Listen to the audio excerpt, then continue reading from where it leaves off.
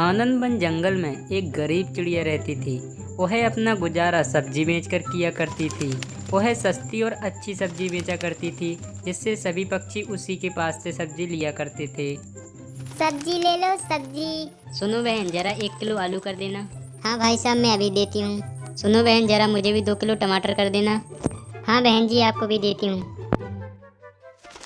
वह सब्जी बेच रही होती है, तभी चिंकी चिड़िया वहाँ आ जाती है। अरे ओ सब्जी वाली, मुझे भी 1 किलो बैगन दे। हाँ मैम साहब, अभी देती हूँ। और सुन, जरा अच्छे अच्छे बैगन देना। आज मेरे घर पे मेहमान आ रहे हैं। एक भी बैगन खराब निकला तो समझ लेना। अरे कैसी बातें कर रही हो मैम साहब, मैंने आपको कभी खराब सब्जी दी है भला जो आज दूंगी?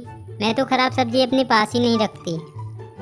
हाँ हाँ पता है, तभी तो तुम्हारे पास से सब्जी ले रही हूँ, नहीं तो कल्लू के पास से ही ले लेती। ये लो मैम साहब आपके बैगन, एक भी बैगन खराब नहीं है। ऐसे ही सभी पक्षी पारो चिड़िया की सब्जियाँ खरीदते थे। पास में कल्लू कौवा भी सब्जी की दुकान लगाता था, पर उसकी सब्जी कोई नहीं खरीदता था, क्योंकि वह महंगी और ख़राब सब्जी बेचता था।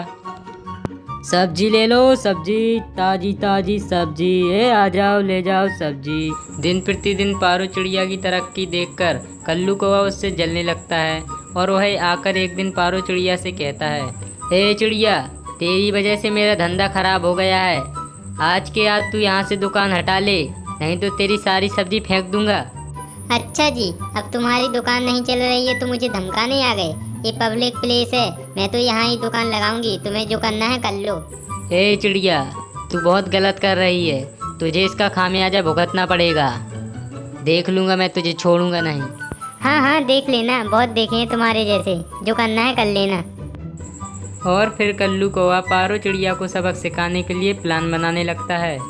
क्या करूं, कुछ तो करना पड़ेगा इस चिड़िया का। यदि ये ऐसे ही धंधा लगाती रही तो मेरा धंधा तो चौपट हो जाएगा। मुझे कुछ करना पड़ेगा। रात होने के बाद कल्लू कौवा पारो चिड़िया के घर पहुंच जाता है। जब पारो चिड़िया सो रही थी तभी, अच्छा हुआ ये सो रही है, इसकी पूरी सब्जी चुरा लेता हूँ, फिर देखता हूँ सुबह क्या बेचती है। बहुत मेरा धंधा खराब कर रही थी ना। और फिर ऐसा कल्लू कौवा पारो चिड़िया की सारी सब्जियाँ ले जाता है। रात बीत जाती है और जब सुबह पारो चिड़िया अपनी सब्जियां देखती है, हे भगवान, मेरी सब्जियां चोरी हो गईं, अब मैं क्या बेचूंगी? ऐसा कहकर वह रोने लगती है। और जब वह अपने घर के बाहर रो ही रही थी तभी वहाँ पर चुन्नू कबूतर आ जाता है। अरे पारो, तुम्हें क्या हो गया? तुम रो क्यों रही हो? मेरी सब्जियां किसी ने चोरी कर ली हैं, अब मैं क्या बेचूंगी? अच्छा, तो तुम्हारी सब्जियां चोरी हो गई हैं। कहीं वो कल्लू कौवा तो तुम्हारी सब्जियां नहीं ले गया? क्योंकि मैंने उसे रात में जाते देखा था, उसके पास एक बड़ा झोला भी था। हाँ हो सकता है, कल उसने मुझे धमकी भी दी थी दुकान हटाने के लिए। तुम रोना बंद करो और मेरे साथ चलो। ऐसा सबक सिखाएंगे आज उसे कि वो ज़िंदगी में कभी चोरी नहीं करेगा। पारो की दुकान न लगने की वजह से यहाँ कल्लू कौवा अपनी सब्जियां बड़े ठाठ से बेच रहा था। सब्जी ले लो सब्जी, हरी भरी सब्जी। अरे भाइयों, किसका इंतज़ार कर रहे हो? अरे वो चिड़िया नहीं आने वाली, मुझसे ही सब्जी ले लो। अरे सब्जी ले लो सब्जी। अरे कोई चिड़िया नहीं आएगी, कोई चिड़िया नहीं आएगी आज। जरूर तुमने ही कुछ किया होगा पारो के साथ, तभी तो आज उसने दुकान नहीं लगाई। अरे वो मुझसे डर के भाग गई, अब वो कभी नहीं आएगी। सब्जी मुझसे ही लेनी पड़ेगी।